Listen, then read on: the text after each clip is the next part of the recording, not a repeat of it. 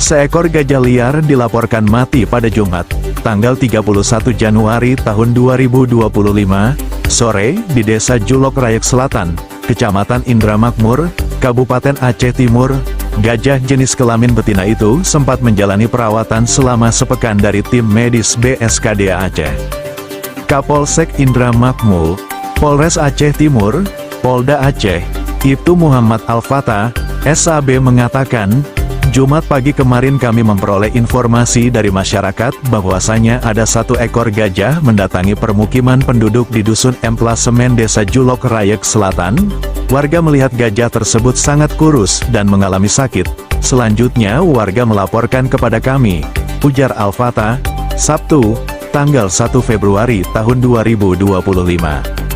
Selanjutnya Kapolsek Indramakmur bersama Camat dan Ramil 19, IDM menuju ke lokasi sekaligus melaporkan hal tersebut kepada BKSDA Aceh untuk proses penanganan lebih lanjut. Tiba di lokasi, kami lihat gajah tersebut sudah terjatuh diduga kuat sudah tidak sanggup berdiri karena mengalami sakit. Selanjutnya, pada pukul 17.40 waktu Indonesia Barat gajah jenis betina yang berumur lebih kurang 6,5 tahun itu mati di Dusun Emplasemen Desa Julok Rayek Selatan dan dikubur di area perkebunan sawit PT PN 3 Kebun Julok Rayek Selatan, ungkap Kapolsek.